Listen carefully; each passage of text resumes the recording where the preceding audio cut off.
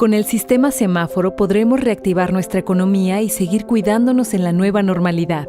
Conoce cómo funciona cada etapa. Cuando el semáforo de tu estado esté en color rojo, solo las actividades esenciales como la producción y venta de alimentos pueden trabajar con las medidas de prevención necesarias como la sana distancia y la sanitización. En naranja, se suman actividades no esenciales como hoteles y cines, pero solo a la mitad de su capacidad y siguiendo las medidas de prevención. Además, podremos acudir a los parques cuidando el 30% de capacidad. Si está en amarillo, las actividades no esenciales como restaurantes, hoteles y plazas podrán estar a un 60% de capacidad con las medidas de prevención. Finalmente, cuando esté en verde se podrá regresar a las clases presenciales, así como a los bares y gimnasios, cuidando las nuevas medidas sanitarias para evitar contagios. Para mayor información visita coronavirus.gov.mx. Juntos saldremos adelante. Gobierno de México.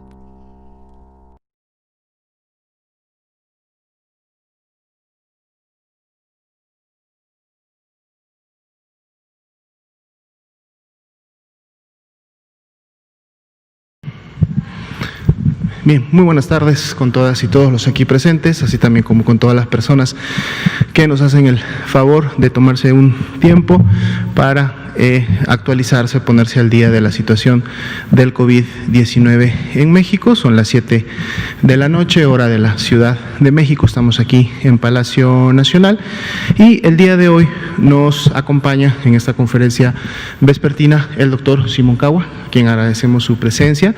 Ya es conocido de todos ustedes y de todas las personas también que nos ven por los diferentes medios de comunicación.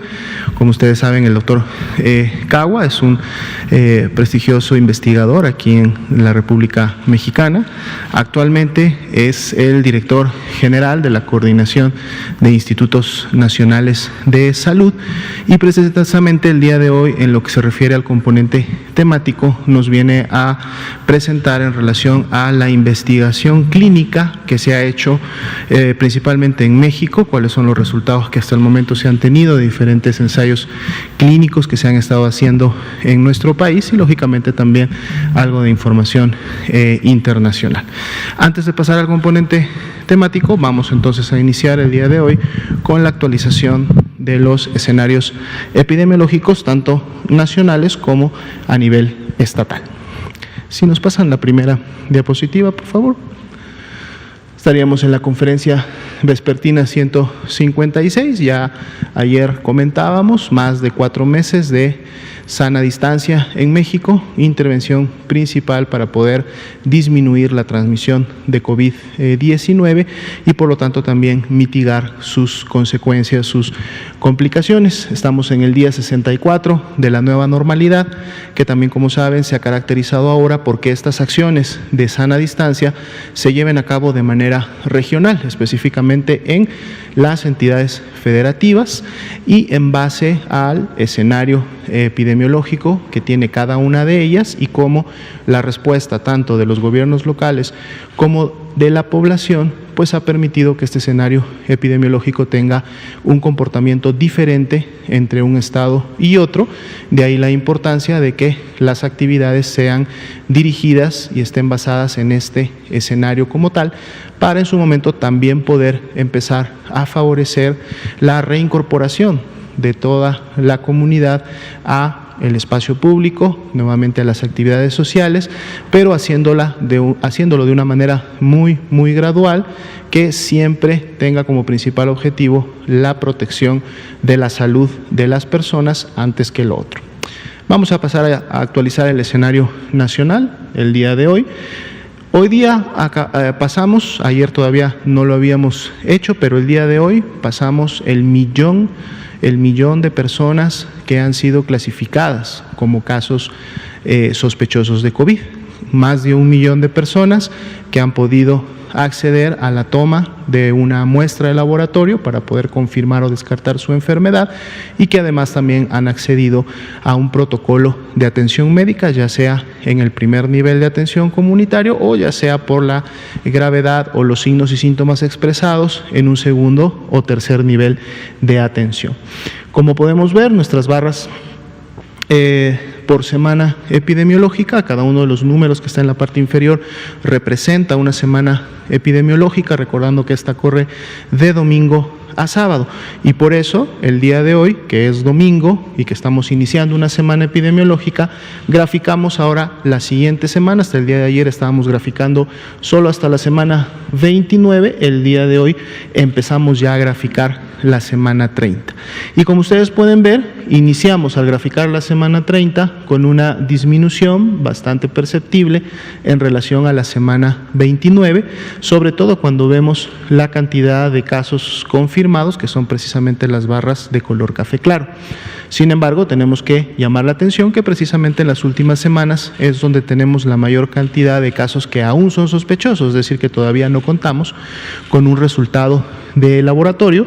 Por lo tanto, lo que hacemos es estimamos los casos. Tomamos todos los que están en las barras de color café claro y le vamos a sumar las que están en las barras de color naranja claro, pero aplicando el porcentaje de positividad que conocemos para cada una de ellas, y entonces obtenemos la gráfica que vemos en la siguiente diapositiva. Aquí está, la línea de color azul claro, que está hasta la parte superior, es precisamente la curva epidémica por semana epidemiológica que se forma ahora que integramos la semana 30.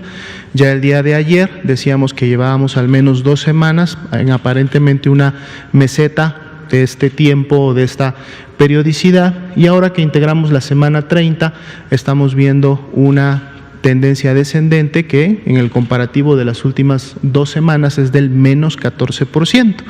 Esta tendencia descendente la tuvimos también el domingo pasado cuando iniciamos con la semana 29. Sin embargo, podemos destacar que el domingo pasado esa tendencia iniciamos la semana con una tendencia de menos 8%, que a lo largo de la semana terminó siendo de manera estable, es decir, en la meseta. Hoy estamos iniciando todavía con una tendencia de mayor descendencia, es decir, de menos 14%. Vamos a ver ese menos 14%, cómo se comporta durante el transcurso de la semana, para ver si esta tendencia descendente que vemos entre la 29 y 30, qué tanto se mantiene cuando lleguemos al próximo sábado.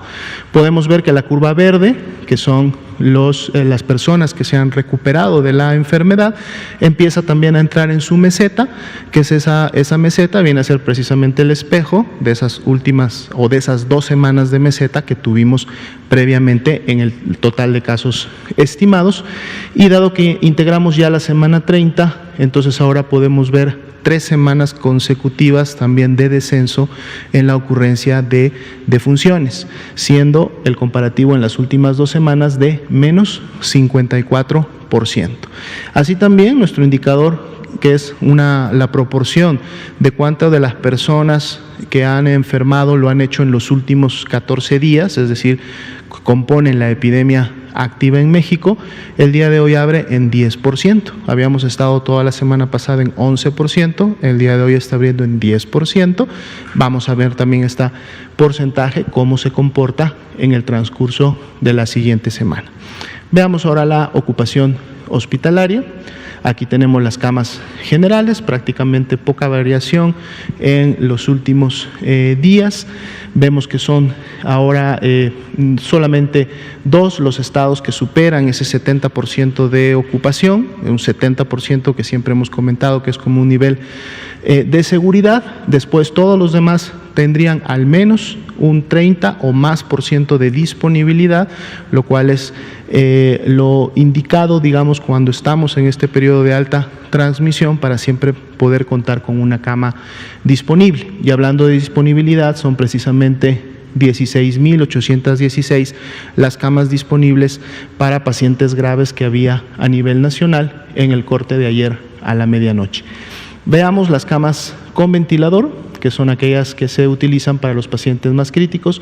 Aquí también todos están con una disponibilidad de al menos el 30 o más %, lo cual está dentro de este nivel de seguridad, teniendo un total a nivel nacional de 6.219 camas disponibles para los pacientes más críticos. Recordando también que los pacientes que están en las camas generales o que son pacientes de todas maneras que presentan signos y síntomas de gravedad son los que también en un momento determinado, en función de la evolución, de cómo progrese su enfermedad, pudieran entonces dejar una cama general y ocupar una cama crítica porque así su estado o su evolución lo ameritan.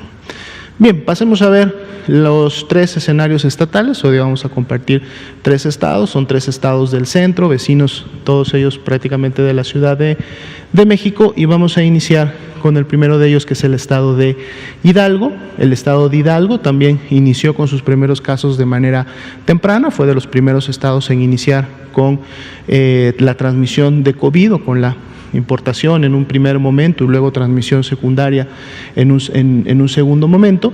Vemos cómo la transmisión inicia ya de manera importante a partir de la semana 16, 17, en donde va a tener una tendencia ascendente prácticamente hasta la 21. Luego viene prácticamente una larga meseta de prácticamente 2 meses en donde los casos se mantenían en un nivel, no subían, no bajaban, más sin embargo en las últimas semanas vemos un incremento, es decir que esta meseta en vez de descender más bien tomó una tendencia ascendente. Veamos la siguiente diapositiva para ver mejor la curva de Hidalgo. Aquí está, esta es la curva precisamente de casos estimados, lo que estábamos comentando, un ascenso prácticamente en una diagonal que se va hasta la semana 21, en donde podríamos decir que alcanza un primer pico, luego prácticamente 2 meses en los que se mantiene una meseta alrededor de 500 casos para cada una de las semanas, pero entonces luego ya en la semana 28 empieza nuevamente un incremento de casos que se dio hasta la semana 29, un pequeño descenso en la semana 29-30, pero recordemos que la semana 30 todavía se va a mover, va a incrementarse durante toda esta semana, por lo tanto la tendencia puede decir que realmente Hidalgo continúe con una tendencia ascendente, igual y no con la misma velocidad que vimos entre la semana 28 y 29, pero que lleva lógicamente sí a un llamado a la población de Hidalgo a extremar precauciones y poner en práctica las acciones de sana distancia, de prevención que tanto sus autoridades estatales como municipales están de seguro llevando a cabo. Las personas recuperadas siguen prácticamente un espejo similar al de los casos estimados y por lo menos en las últimas semanas, que es de la 29 a la 30, se ve un descenso en la presencia de defunciones, que es del menos 34%. Sin embargo, recordemos que esto todavía puede tener más bien una variación hacia arriba, dado que los casos de la semana 30 se van a seguir acumulando durante toda esta semana que tenemos por delante. La epidemia activa, 12%, un poco por encima de la media nacional, lo cual habla precisamente de esta curva ascendente que todavía tiene el Estado en las últimas semanas. Veamos los municipios que han contribuido a la epidemia en el estado de Hidalgo. Prácticamente con una imagen muy similar a la estatal, por lo tanto es la que podríamos decir aporta prácticamente la mayoría de los casos a esta imagen, es precisamente el municipio de Pachuca. Veamos lo que inicia junto con los demás municipios, es el que tiene el pico más alto en la semana 21, se ve el ligero descenso que más bien se convierte en una meseta y que luego nuevamente se vuelve a incrementar. No tan lejos está precisamente Tizayuca, que inicia con una transmisión también importante entre la semana 19 y 20, empieza a bajar y Tizayuca digamos que sí ha tenido una tendencia más bien descendente, todavía no muy marcada, pero a la semana 30 evidenciando todavía estar, digamos, más que todo en una meseta. No así Tulancingo, que aunque inició con una transmisión no tan explosiva, una transmisión más basal, en las últimas semanas, prácticamente entre la 27, 28 y 29, ha tenido un incremento importante. Otros municipios como Huejutla y Tula pues han tenido un comportamiento también importante a partir de la semana 20-21, contribuyendo más bien a esta meseta que se dio durante más de mes y medio en el estado, y pareciera que en las últimas 3 semanas empiezan ya a evidenciar, a diferencia de sus otros municipios vecinos, estos empiezan ya a evidenciar alguna tendencia descendente que podría también contribuir a la estabilidad en el estado. Camas generales 39%, camas críticas 27%, lo cual todavía permite una buena capacidad hospitalaria para que el Estado continúe atendiendo y dando servicio a los pacientes que así lo requieran. Vamos a ver la siguiente diapositiva, que es el mapa animado del Estado de Hidalgo. Aquí vemos en la semana 10, inicia prácticamente la transmisión cerca y en el municipio capital, y bueno, vemos cómo la transmisión continúa prácticamente en el sur del estado, zonas centro, norte, empieza a haber una dispersión. Vemos que los municipios del sur son los que se empiezan a intensificar mayormente en su transmisión, algunos municipios del centro y del norte sin transmisión, inclusive en las últimas semanas, y esta es la última fotografía, que es la semana 30, prácticamente municipios del sur del estado son los que tienen la mayor intensidad, y bueno, esto es lo que se mantiene hasta este momento. Vamos a ver la segunda entidad federativa de esta noche, el Estado de México. El Estado de México también con transmisión temprana, inicia una curva ascendente que prácticamente llega hasta la semana número 23, luego hay un descenso hasta la semana 26, parece una onda en la semana 27 que luego aparentemente nuevamente empieza a disminuir. Vamos a ver cómo está la gráfica del Estado de México, en este caso su curva epidémica de casos estimados, que es la siguiente diapositiva. Aquí está la curva azul claro. Notamos fácilmente la presencia, digamos, de 2 picos, el primero que se produce en la semana 24, luego de una tendencia ascendente franca, continua, a lo mejor con una velocidad no tan elevada, dado que estuvo en una diagonal. Luego de la semana 24 se evidencia una disminución que llegó hasta la semana 27, pero entonces luego viene un segundo repunte de la transmisión, de la cantidad de casos en la semana 27, pero ya luego en la 28, 29 y 30 viene una tendencia descendente que en las últimas 2 semanas graficadas ya ha sido de un menos 24%. Veamos que este descenso de seguro se mantiene en la semana 31 porque los casos activos estimados son solo del 7%, es decir, está por debajo de la media nacional, y esto entonces nos estaría hablando que la epidemia está desacelerándose en el Estado de México, pero claro, esto depende también de que los residentes de este estado continúen implementando las acciones correspondientes para prevenir el contagio de la enfermedad. Las personas recuperadas han seguido también un comportamiento similar a de los casos estimados, han disminuido en la última semana, esto lógicamente vamos a esperar que se estabilice, y en el caso de las defunciones ya desde la semana 24, prácticamente por 2 meses consecutivos, el Estado ha tenido una tendencia descendente en la presencia de las defunciones, siendo de menos 54% las que se han evidenciado entre la semana 29 y 30. Veamos el comportamiento de sus principales municipios en la siguiente diapositiva. Bien, aquí vemos esta escalada importante, prácticamente inician todos los municipios a partir de la semana 14 y 15, unos con mayor intensidad que otros, pero todos prácticamente siguiendo este ascenso que se da de manera general hasta la semana 20-21, y aquí es donde ya Toluca destaca, teniendo el mayor pico entre los municipios en la semana prácticamente 23, aunque los otros municipios también con cargas importantes mantienen un incremento que luego a medida de ondas va disminuyendo desde la semana 23 y 24 y hasta la semana 30. Podemos ver que todos los municipios graficados, Nezahualcóyotl, Naucalpan, Tlalnepantla, Ecatepec, Chimalhuacán, todos tienen una tendencia descendente que inicia desde la semana 23-24 y se ha mantenido con algunas ondulaciones, pero se ha mantenido. Entonces, de continuar las acciones tal como se están aplicando hasta el momento, esperaríamos que esta tendencia pudiera continuar evidenciando un control de la epidemia en el Estado de México. La ocupación tanto de camas general como de camas ventilador por debajo del 50%, 45 y 43, lo cual también entonces es una evidencia de que la transmisión continúa en descenso. Veamos la animación del Estado de México y sus municipios. Aquí está.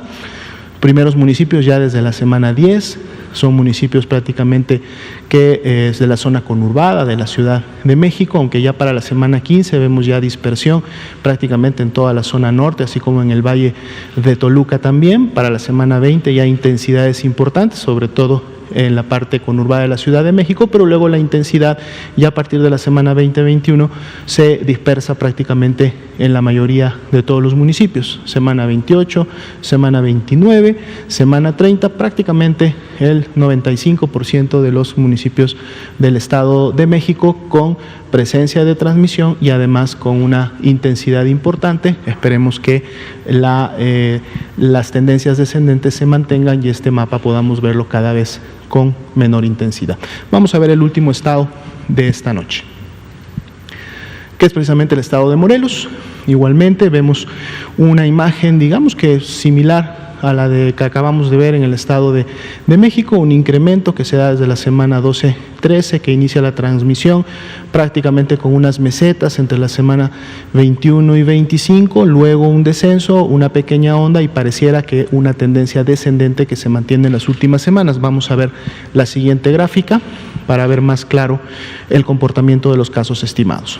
Aquí está una curva ascendente que inicia en la semana 16 y se prolonga hasta la semana 20, prácticamente un mes completo de un ascenso importante. Vean que la curva tiene una diagonal que es más con tendencia hacia lo vertical, lo cual habla de una aceleración importante y presentación de casos, y luego viene ya un descenso un poco más controlado, pero que por otro mes y una semana prácticamente mantiene este ascenso, lo que hace que lógicamente debajo de esta curva se concentren una cantidad importante de casos. Ya a partir de la semana 25 es cuando empieza un descenso importante, llega aparentemente hasta la semana 27-28, donde hay un pequeño repunte, que es el que se evidencia en esa semana, y ya luego en la 29 y en la 30 nuevamente empieza a haber control. Esperamos que esto no sea una meseta que se prolongue con transmisión de casos, sino que más bien empiece a tener una tendencia descendente. Las defunciones, felizmente también desde la semana 20 y por lo tanto prácticamente por 2 meses y medio ya ha tenido una tendencia descendente, siendo de menos 64% en las últimas 2 semanas. Este descenso importante que ha tenido Morelos en las últimas semanas precisamente se refleja en el porcentaje, 8% de sus casos activos estimados, lo cual está por debajo de lo que vimos en la media nacional. Veamos los municipios de Morelos que más han contribuido a su epidemia. Destaca, lógicamente, el municipio de Cuautla, porque es el que desde la semana 20-21 se mantuvo con una transmisión importante, aunque ya con una tendencia todavía ligera, pero de descenso. Y si bien es cierto, Cuernavaca también fue uno de los primeros municipios que en su momento inició con una transmisión importante, ahí entre la semana 17 y 18, a partir de la misma tuvo una meseta hasta la 25 y ya de la 26 en adelante se evidencia un descenso importante. Jiutepec fue un municipio que inició después de los dos que acabamos de mencionar, aunque siempre mantuvo una diagonal ascendente. Este tuvo más bien su pico en la semana 24 y una vez que llegó a él inició un descenso importante que llegó a ser bastante basal en la semana 27. Sin embargo, vean cómo las últimas 3 semanas, 28 y 29, 30, Jiutepec inicia nuevamente con una tendencia ascendente, ¿no? Es un llamado a los pobladores del municipio de Jiutepec de tener cuidado que estas 3 semanas de ascenso no se vayan a convertir en un nuevo pico que pudiéramos estar viendo en las siguientes semanas. Emiliano Zapata y Temixco prácticamente con una transmisión bastante diagonal, de hecho muy pegado a lo horizontal, es decir, lenta, una transmisión lenta que se da hasta la 24-25 y luego inicia ya un descenso que ha sido evidente hasta las últimas semanas. La ocupación de camas general y las camas con ventilador alrededor del 30% o menos, lo cual entonces es también un buen aliciente para el Estado de poder responder a cualquier incremento que se pueda dar en las siguientes semanas. Y veamos finalmente el mapa animado de los municipios de Morelos. Inicia Cuernavaca en la semana 10, una característica que ha estado casi en todos los estados. Luego empieza a haber una transmisión un poco todavía basal. Luego empieza ya a haber una dispersión importante. Miren, en la 16 prácticamente ya el 80% de los municipios y aquí ya el 90-95 con transmisión. Incrementa la intensidad prácticamente en disperso, es decir, todos los municipios del estado con casos, y entonces luego vemos que empieza a bajar un poco la intensidad, aunque algunos municipios, al menos el 40% de ellos, todavía mantiene una intensidad importante, el 60%, incluido el municipio capital de Cuernavaca, ya con una menor intensidad a lo que habíamos visto en las últimas semanas. Entonces, bien, sería la actualización de los dos escenarios para esta noche y ahora le damos el tiempo necesario al doctor Simón Cagua para que nos presente la investigación clínica que se ha hecho en México.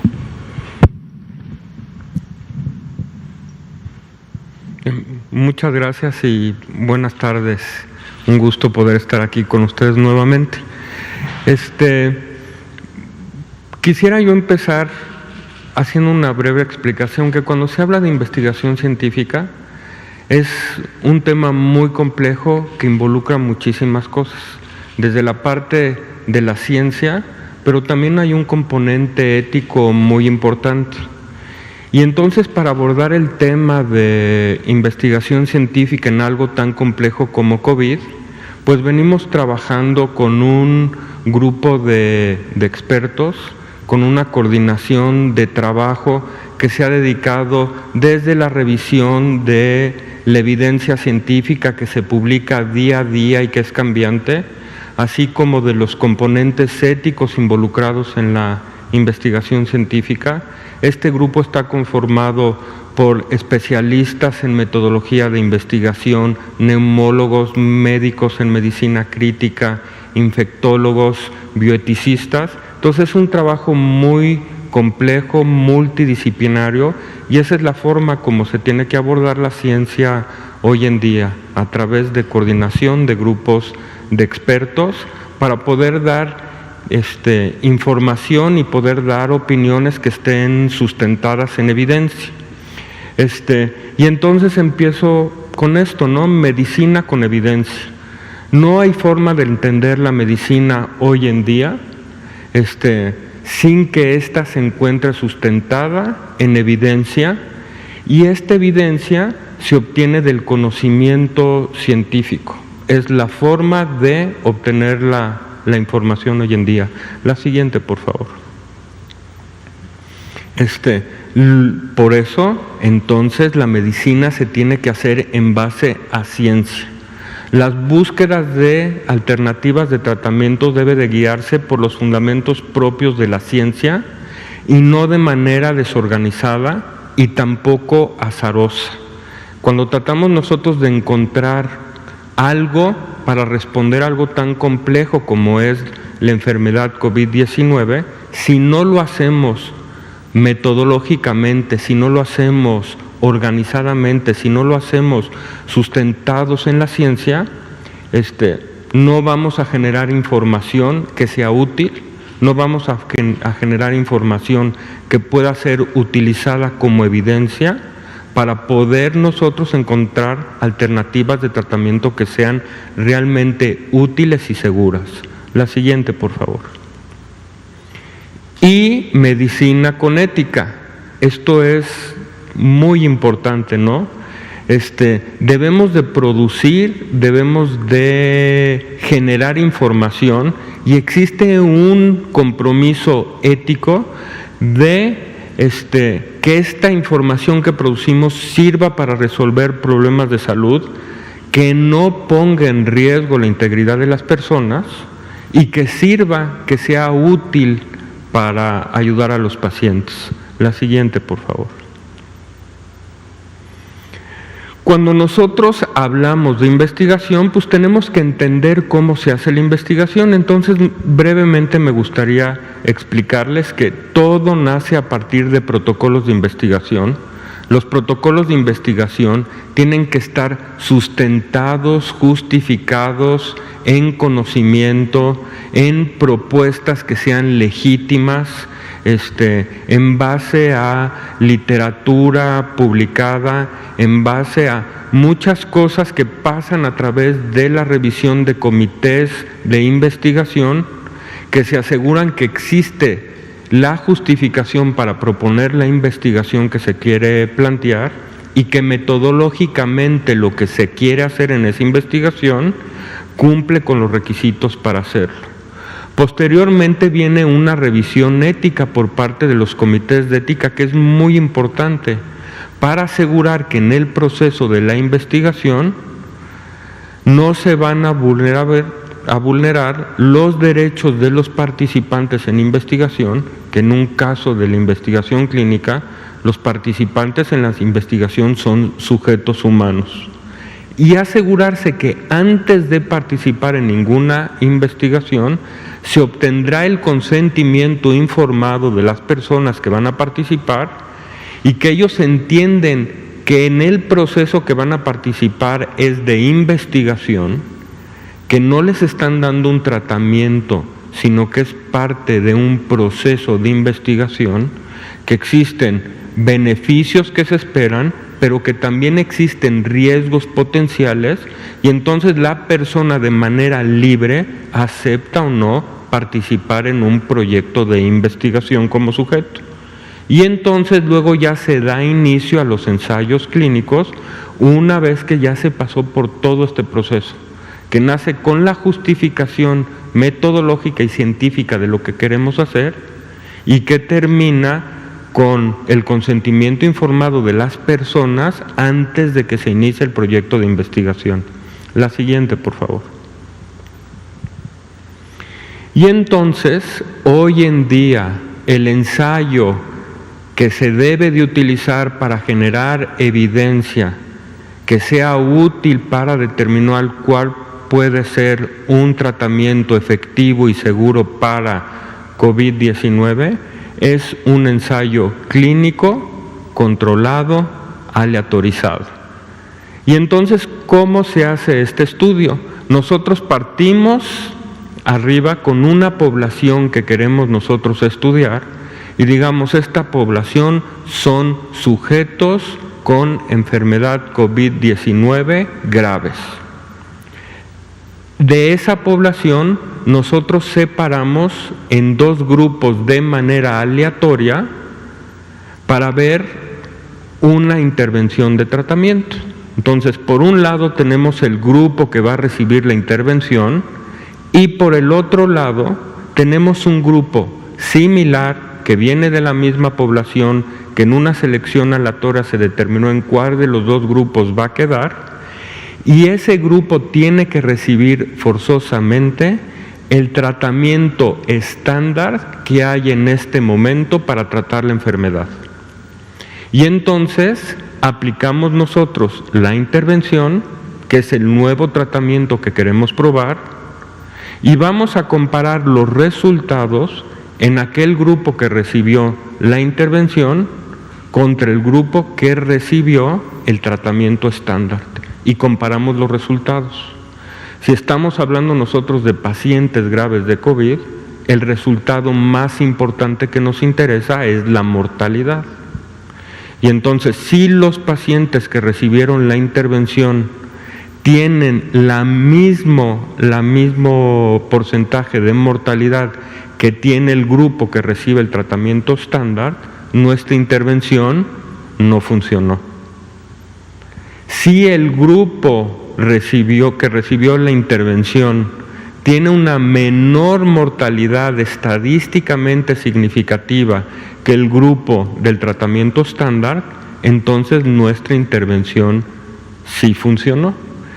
Y también medimos nosotros parámetros de seguridad, no nada más de eficacia, sino también de seguridad, si hubo efectos adversos, si hubo otras cosas que se presentaron, para al final de cuentas tener resultados que nos hablen de evidencia de eficacia y de seguridad.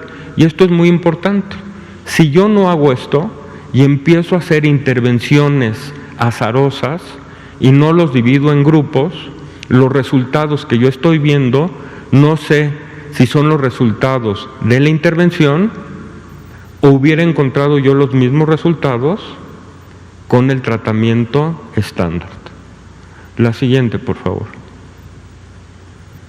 Y entonces, ¿por qué es importante la investigación clínica en la pandemia de COVID? Bueno, permite obtener información, evidencia sobre tratamientos, que es algo que todos estamos preocupados y queremos encontrar tratamientos efectivos, pero también sobre el diagnóstico y mejorar los métodos de diagnóstico, y también sobre prevención, si podemos encontrar vacunas u otras cosas que nos ayuden a prevenir la enfermedad. La siguiente, por favor. Y entonces, frente a una emergencia epidemiológica, se exige rigor científico y actitudes éticas. Si no hay rigor científico, nunca vamos a tener resultados confiables y nunca vamos a tener evidencia de que sirve. Vamos a estar haciendo las cosas que no nos van a generar la información que necesitamos. Y las actitudes éticas son muy importantes, porque estamos hablando de personas y de vidas humanas que tenemos que cuidar y tenemos que hacer las cosas con la máxima seriedad y cuidado ético de la población sobre la cual nosotros estamos buscando intervenciones y los queremos ayudar. Pero antes que ayudarlos, tenemos que tener cuidado de no dañarlos. Y entonces lo que se busca en todos los procesos es que haya rapidez, que haya planeación anticipada con procedimientos ajustados a la urgencia, pero eso no quiere decir que porque es una urgencia nos vamos a saltar de toda la parte metodológica cuidadosa o vamos a obviar algunas cuestiones éticas porque estamos en una emergencia. Al contrario, cuando estamos en una emergencia, sabemos que los enfermos con COVID están en una situación de vulnerabilidad y ante las personas en situación de vulnerabilidad requerimos muchísimo mayor atención y cuidado. La siguiente, por favor. Y entonces, ¿cuáles son algunos de los protocolos de investigación que se han llevado a cabo por parte de la Secretaría de Salud en las unidades coordinadas por la Comisión Coordinadora de los Institutos Nacionales de Salud y Hospitales de Alta Especialidad? Bueno, tenemos protocolos de hidroxicloroquina, tocilizumab, remdesivir, baricitinib, plasma convaleciente, favipiravir más maraviroc y maraviroc. Y muchos de estos ustedes han escuchado información en medios y en otros lugares acerca de todos estos fármacos. Entonces, brevemente les voy a contar de cada uno de ellos. La siguiente, por favor. El remdesivir, bueno, los estudios que se tienen con remdesivir, que es un antiviral que se empezó a probar en estudios multicéntricos, multinacionales, con la participación de centros aquí en México, el Instituto Nacional de Ciencias Médicas y Nutrición, el Instituto Nacional de Enfermedades Respiratorias. Los resultados de los primeros ensayos demostraron que acortó el tiempo de recuperación de los pacientes de 15 a 11 días más o menos en adultos hospitalizados con COVID-19, pero no redujo la mortalidad comparado con los pacientes que recibieron únicamente el tratamiento estándar. Entonces, hablando nosotros de ese parámetro importante de resultados que estamos buscando de reducir la mortalidad, el remdesivir hasta ahora no ha resultado ser muy efectivo. No se descarta, se vieron algunas cosas que puede mejorar y se sigue haciendo investigación con remdesivir. La siguiente, por favor. El tocilizumab, bueno, el tocilizumab, los resultados que acaban de salir hace menos de 3-4 días de un estudio fase 3 con el tocilizumab, este fármaco no mostró beneficios clínicos en personas con neumonía grave con COVID-19. No mostró ningún beneficio clínico. Ese es el resultado que tenemos con el tocilizumab. La siguiente. El remdesivir, junto con otro medicamento que es el baricitinib, que para ayudar a mediar, aparte de la respuesta del virus, la respuesta inmunológica de la persona infectada, bueno, se está llevando en este momento un estudio clínico controlado, aleatorizado, y en México se han reclutado hasta este momento 68 pacientes. Los resultados o cómo va el estudio no lo vamos a saber hasta que se termine el estudio y podamos hacer los análisis para comparar los pacientes que recibieron los fármacos versus los pacientes que recibieron el tratamiento estándar. La siguiente, por favor.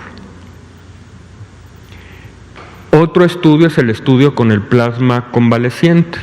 Este estudio lo que se hace, se toma plasma de pacientes que estuvieron infectados con SARS-CoV-2, que tuvieron la enfermedad de COVID-19, se extrae de ese plasma los anticuerpos, se buscan los anticuerpos y se hacen pruebas para ver si los anticuerpos obtenidos de ese plasma de esos pacientes tienen la capacidad en estudios de laboratorio de neutralizar al virus, de inhibir la actividad viral. Y entonces estamos realizando un ensayo clínico controlado, aleatorizado y multicéntrico en casos de enfermedad grave con COVID-19, en el cual a los receptores, a los enfermos, se les aplica el plasma que contiene anticuerpos y que contiene anticuerpos con capacidad de neutralizar al virus. Aquí es muy importante recalcar que se requiere que el plasma que se está utilizando tiene anticuerpos y tiene anticuerpos con capacidad de neutralizar al virus. Y lo que nosotros hemos visto es que aproximadamente el 60% de los plasmas de los pacientes enfermos que se han estudiado hasta ahora cuentan con anticuerpos y que estos tienen la capacidad de neutralizar. Eso quiere decir que un 40% del plasma de los pacientes no lo tiene. Entonces, si se hacen estudios de plasma convaleciente y se toma el plasma de todos los pacientes y no se hacen las pruebas para determinar si tienen anticuerpos y si estos tienen capacidad de neutralizar al virus, 40% aproximadamente de los pacientes que reciban este plasma convaleciente no van a recibir nada que tenga cualquier tipo de efectividad. Esto es muy importante recalcarlo. La siguiente, por favor. Otro estudio se está haciendo con otro antiviral que es favipiravir. Este es un ensayo clínico multicéntrico para determinar si el favipiravir en pacientes no graves, ¿sí?, detiene la progresión de la enfermedad y evita que lleguen a un proceso de requerir ventilación mecánica, que es lo que conocemos como la intubación.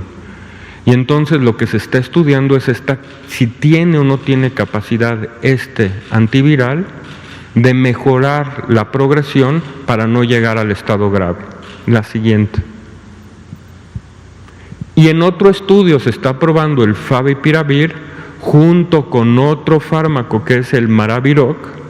El Maraviroc es un fármaco que tiene capacidad de modular la respuesta inmunológica de tal forma que al mismo tiempo que se está dando un antiviral para tratar de disminuir la capacidad de causar daño del virus, por otro lado se está dando un inmunomodulador para tratar de reducir la respuesta inflamatoria que tienen las personas infectadas, que participan también en el daño que tiene el pulmón de las personas infectadas. Y entonces vamos a ver si con esta combinación se puede mejorar y prevenir que las personas progresen al estado grave de la enfermedad. La siguiente, por favor.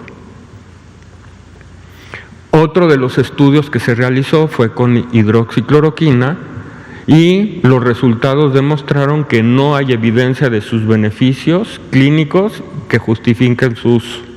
Y entonces la hidroxicloroquina, que antes la teníamos en un listado de fármacos a ser estudiados en ensayos clínicos, pues ahora pasará a un listado de fármacos que no se deben de utilizar y que ya no tiene caso tampoco estar haciendo ensayos clínicos, porque los ensayos clínicos son para demostrar si tiene efectividad y claramente los resultados hasta ahora demuestran que no tiene efectividad para esta enfermedad. La siguiente. Y me gustaría regresar al caso del tocilizumab.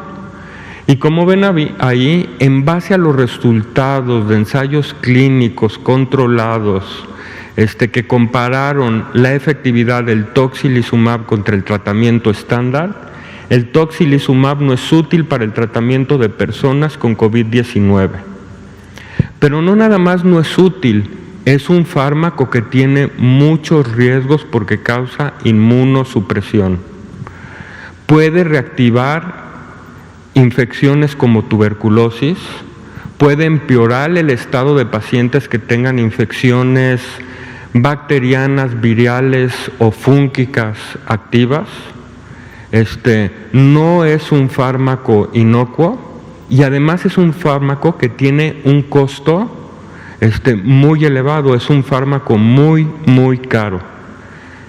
Y el riesgo de toxicidad, no ser eficiente y ser muy caro, pues no se justifica la utilización de tocilizumab para ningún caso en el tratamiento de COVID-19. Y en esto sí quiero ser muy, muy enfático. Nunca existió evidencia de su utilidad. Y la evidencia ahora demuestra que no es útil. Quien estuvo recomendando su utilidad generalizada lo hizo sin evidencia. Ustedes recordarán en redes sociales, en medios de comunicación, hubo una persona que estuvo insistiendo en que México debería de contar con el tocilizumab porque era el único fármaco que había demostrado que curaba a los pacientes de COVID, cosa que se dijo sin ningún tipo de evidencia. Se dijo con vehemencia, a lo mejor quien lo dijo pensando que era una eminencia, con mucha elocuencia, pero con cero evidencia. Y ahorita vamos a ver cuál es el resultado de actuar de esa manera. La siguiente, por favor. Entonces, ¿cuáles son las lecciones por aprender? Usar medicamentos sin evidencia no debe de ser hoy en día. Todos nos tenemos que meter en la cabeza, todos los que nos dedicamos a la medicina, que es una ciencia, es la ciencia médica, no hacemos las cosas sin evidencia. Porque es una mala práctica médica y tiene implicaciones éticas muy serias. Puede causar graves daños a la salud, pero puede causar daño económico y moral. Las personas que estuvieron comprando tocilizumab, que se los dejo de tarea, averigüen cuál es el costo de esos tratamientos, pero son miles de pesos, lo estuvieron haciendo porque les recomendaron un fármaco cuando estaban en una situación de vulnerabilidad, con una enfermedad que puede llegar a ser mortal, y con tal de salvar su vida o salvar la vida de un familiar, mucha gente llegó a hacer hasta lo imposible, empeñar el coche, empeñar los bienes, pedir prestado para comprar un medicamento muy, muy caro sin que exista ninguna evidencia de que ese tratamiento es útil para tratar la enfermedad. No la hubo cuando se los recomendaron y no la hay ahorita. Eso causa un daño económico y causa un daño moral a las personas. Y como médicos tenemos que cuidar a nuestros pacientes de una manera integral. Tenemos que cuidar su salud, pero también los tenemos que cuidar a ellos. Y el cuidado económico también es importante. Cuando nosotros seleccionamos un tratamiento y justificamos el tratamiento que vamos a dar, lo hacemos porque existen indicaciones precisas para dar ese medicamento. Porque tenemos evidencia de que ese tratamiento es útil y hay mayor número de beneficios que posibles riesgos que pudiera implicar el tratamiento. Y además lo damos porque sabemos que no existe otro tratamiento que pueda funcionar mejor, y si hay otro que puede funcionar igual o mejor, buscamos aquel tratamiento que tiene el menor costo, porque también nos preocupa la economía de nuestros pacientes y sobre todo en una situación como la que estamos viviendo en este momento. Y el daño moral que se le causa a una persona cuando yo le estoy diciendo que le estoy dando un tratamiento que yo como médico le recomiendo porque es útil y en realidad el tratamiento no es útil y yo no tengo evidencia de que el tratamiento lo sea. Dentro de los principios que rigen la práctica médica, alguna vez hablamos del principio de no maleficencia, de no dañar, del principio de beneficencia, que es buscar el bien, y el bien yo lo puedo proporcionar cuando las circunstancias me lo permiten y lo voy a proporcionar en base a evidencia. Pero existe otro principio que es muy importante, que es el principio de veracidad. Y el principio de veracidad nos obliga a los médicos a hablar con la verdad. Y los médicos hablamos con la verdad en base a la evidencia científica. La siguiente, por favor.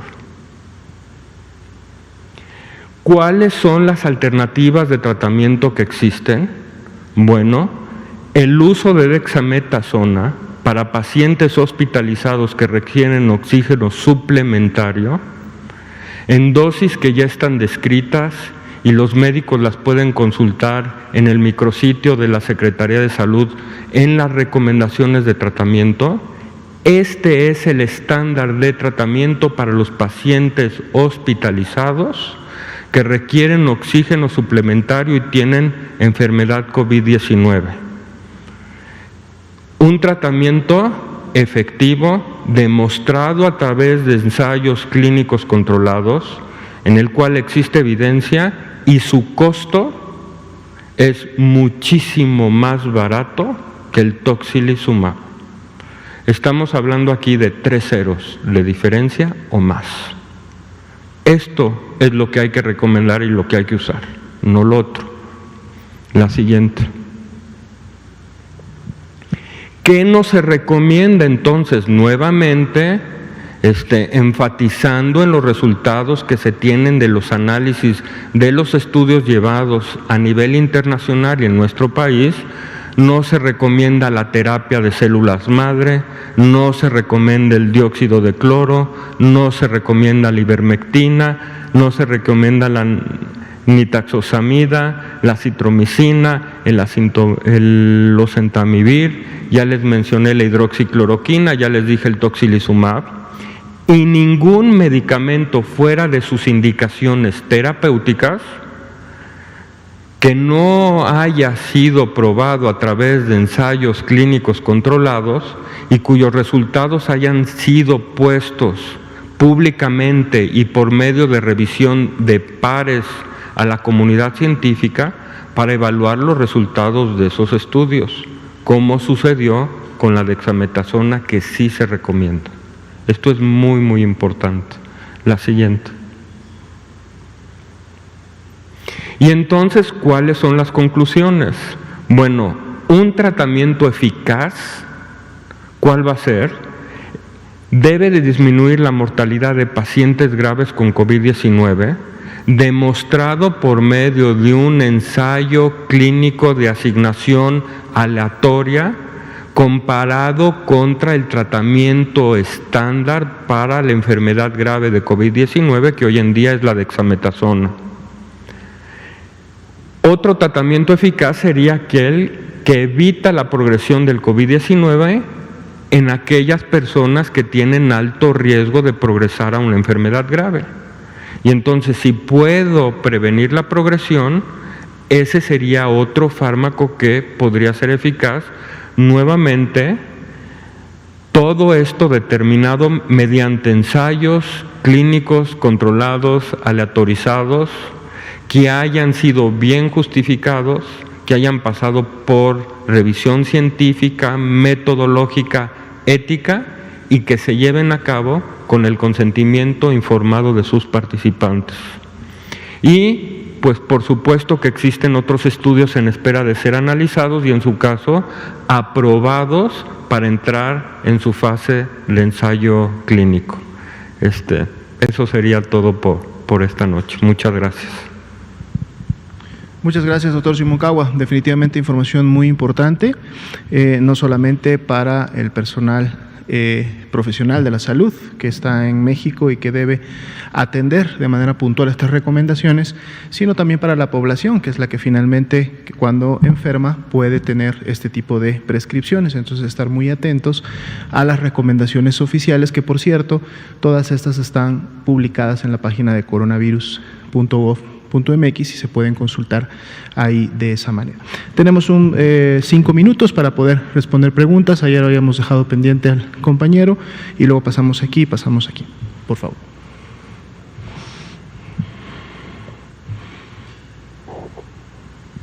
Gracias, doctores. Buenas tardes. Alejandro Alemán, de Medicina Digital.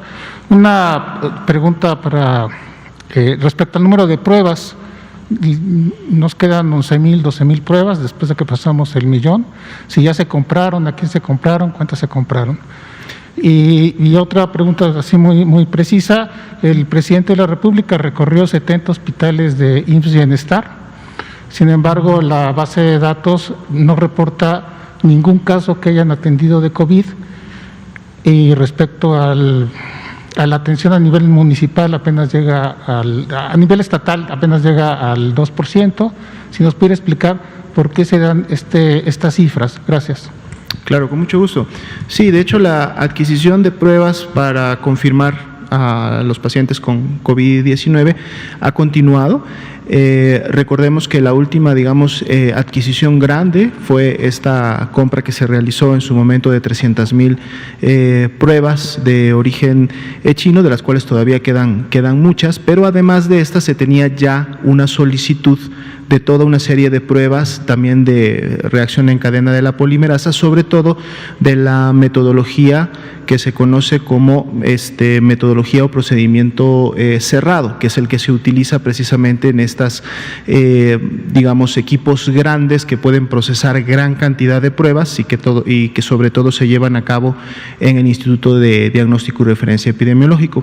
Ya se está programando, de hecho ya tenemos una semana que se realizó una nueva solicitud de compra, precisamente basado en la programación de aquí hasta el mes de marzo 2021, es decir, teniendo en cuenta lo que consideramos faltaría todavía de la epidemia en México de COVID-19, sabiendo que llega la temporada invernal y que esta inicia en el mes de octubre y se prolonga hasta el mes de marzo. Entonces hizo ya un estudio para saber cuántas pruebas íbamos a necesitar aproximadamente de aquí hasta que termine toda esta primera temporada de epidémica de COVID-19, y entonces se va a llevar a cabo una nueva compra que con este periodo de tiempo se estima de más o menos 700,000 pruebas, ¿no? Estas son las que se han estimado que se van a requerir, además de las que se tienen ya actualmente. Recordando que las pruebas no están todas resguardadas en un solo lugar, sino que más bien están distribuidas en toda la red nacional de laboratorios de salud pública y aquellos también que se dedican al apoyo de la vigilancia epidemiológica. Entonces, pruebas se va a contar con todas las que sean en su momento necesarias para poder llevar a cabo el estudio de los los casos. En el tema de IMSS Bienestar, de hecho, sí aparece el IMSS Bienestar, reporta casos y tenemos estadísticas de ellos. Lo sé porque cuando hacemos la distribución por institución han aparecido en la base de datos. No tengo en este momento el número total de casos acumulados que IMSS Bienestar pueda haber reportado, pero con mucho gusto pido que lo procesen para presentárselos el día de mañana. Muy bien, por favor. Gracias, doctores. Muy buenas noches. Paola Betancourt, de Multimedios Televisión. Mi primera pregunta es para el doctor Simón Cagua. Quisiera preguntarle a qué se debe que el 40% del plasma convaleciente no sirva para neutralizar el virus. Y mi segunda pregunta para usted, doctora Lomía, respecto a las mascarillas N95, sabemos que su uso es exclusivo del personal médico.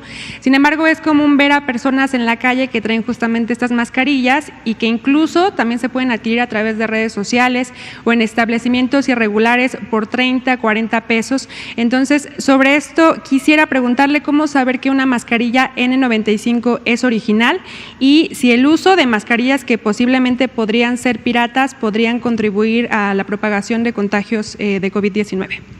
Mucho gusto. Sí.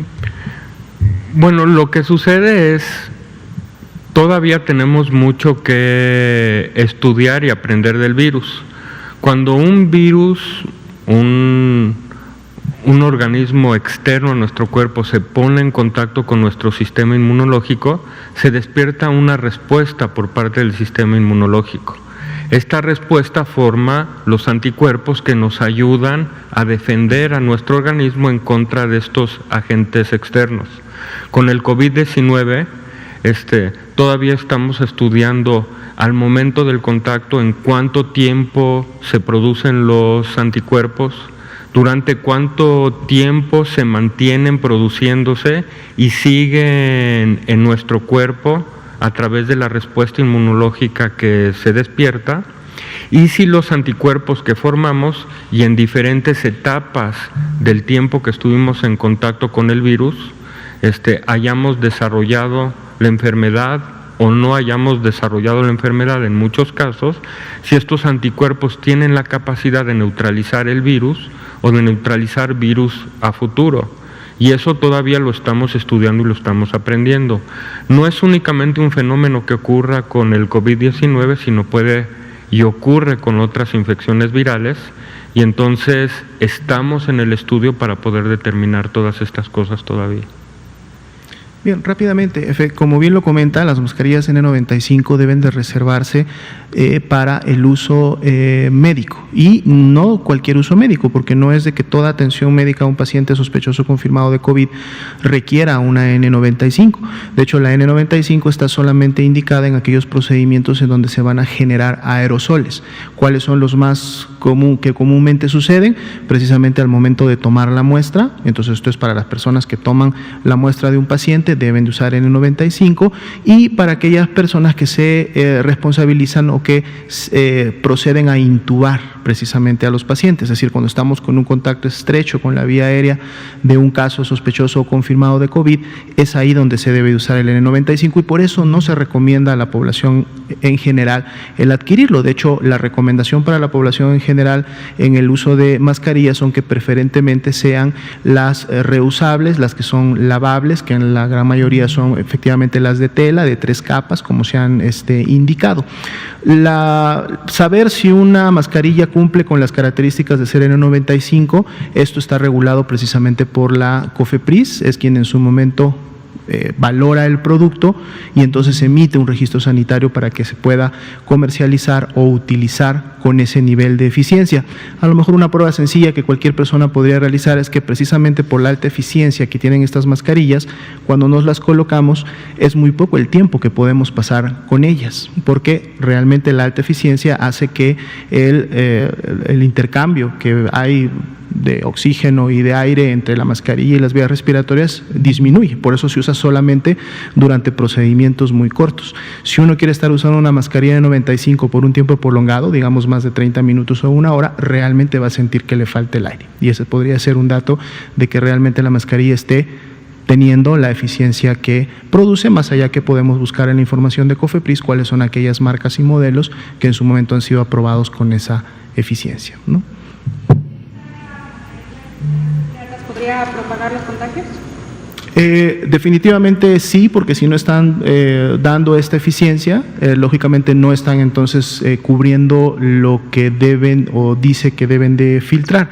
Sin embargo, recordemos que la mejor manera de evitar los contagios es la sana distancia, el lavado constante de manos y el estornudo o el toser de etiqueta.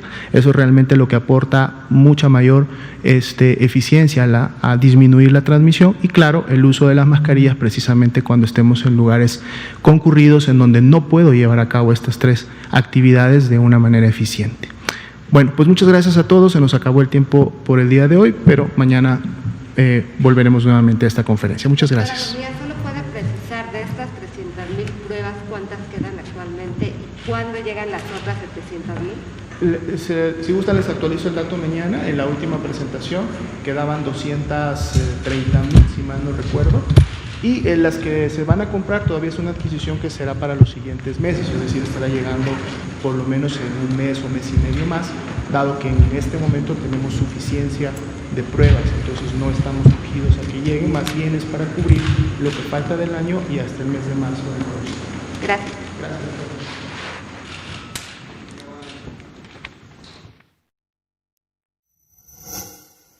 Gobierno de México. En diciembre de 2019, China alertó al mundo sobre la presencia de un nuevo virus en la ciudad de Wuhan. La nueva enfermedad, COVID-19, se esparció rápidamente y en marzo de 2020 la Organización Mundial de la Salud declaró la pandemia y con ello la puesta a prueba de los gobiernos y sus sistemas de salud. De acuerdo con el doctor Hugo López-Gatell, subsecretario de Prevención y Promoción de la Salud, frente a esta alarmante situación, el Gobierno de México inició los preparativos desde los primeros días de enero. El binomio fundamental para enfrentar la contingencia sanitaria se definió desde el principio: el gobierno y el pueblo de México. La confianza del pueblo en su gobierno y la puesta en marcha de una acertada estrategia basada en evidencia científica se convirtieron en una auténtica epopeya que logró, al enfrentar la pandemia, que en México la infraestructura sanitaria no fuera desbordada, un objetivo sustancial que por desgracia no pudieron cumplir algunos de los países más ricos de la Tierra. El primer paso fue fortalecer el resquebrajado sistema de salud. Se incrementaron rápidamente el número de hospitales y de camas hospitalarias. Las unidades de cuidados intensivos pasaron de 3.552 en enero a 10.360 al 10 de julio de 2020. El personal de salud se incrementó en 47.039 personas. Desde el primer momento y en coordinación con las autoridades de salud, las acciones del CONACYT formaron parte del torrente de iniciativas para enfrentar la pandemia. El presidente, Andrés Manuel López Obrador, dio la instrucción precisa al CONACYT de priorizar la fabricación de ventiladores en México. Con ese fin, hemos coordinado saberes y esfuerzos en ciencia, tecnología e innovación, de integrantes de los centros públicos de investigación, de instituciones de educación superior y de empresas privadas con ética social y vocación solidaria. En medio de la pandemia y las dificultades que impuso la escasez de suministros, emprendimos el proceso de diseño, elaboración de prototipos, difícil obtención de partes y componentes, así como pruebas diversas con altos estándares de seguridad biomédica y calidad de ingeniería. Es un proceso que en condiciones normales se lleva de 3 a 5 años y pudimos concluirlo en tan solo 5 meses. Es el nacimiento de una industria nacional para salvar vidas, una hazaña de la voluntad, del conocimiento y de la cooperación. Tendrían que ser ventiladores mecánicos invasivos, 100% mexicanos, económicos. Ahora podemos producir ventiladores de alta calidad a precios menores que los del mercado. Esta primera remesa no hubiera sido posible sin la participación del equipo del CONACYT, de las instancias de salud y otras del gobierno federal, de instituciones de educación superior y de empresas sin fines de lucro. A todas y todos expresamos reconocimiento. De manera especial, nuestro reconocimiento a la Fuerza Aérea Mexicana, que nos apoyó decididamente con el transporte de piezas. Ejecatl 4T. Es un ventilador que tendrá patente del Estado mexicano. Un equipo médico de altos estándares de seguridad biomédica y calidad de ingeniería, 100% mexicano, diseñado en el Centro de Ingeniería y Desarrollo Industrial CIDESI, Centro Público de Investigación del CONACYT. Posee un microcontrolador capaz de calcular y aplicar la presión necesaria durante los ciclos de ventilación en pacientes, a través de una bolsa autoinflable conocida como Ambubaj. GATSI. Este modelo fue diseñado por especialistas de la empresa Didetec, con transferencia tecnológica y escalamiento con apoyo de CIDESI y del CONACYT. La ventilación mecánica está basada en un sistema de control por microprocesadores que son accionados neumáticamente. La unidad de control que posee este equipo tiene la capacidad de calcular y aplicar las funciones necesarias para impulsar la ventilación mecánica controlada o asistida durante los ciclos de ventilación en pacientes adultos y pediátricos. Ambos modelos fueron probados en pulmones artificiales y sistemas biológicos. Cumplen con especificaciones internacionales. La creación de estos equipos médicos demuestra la capacidad científica y tecnológica del Sistema Estatal Mexicano de Humanidades, Ciencias, Tecnología e Innovación. Los ventiladores Ejecatl 4T y GATSI son prueba contundente de independencia y soberanía científica y tecnológica. Significan el nacimiento de una industria nacional para salvar vidas.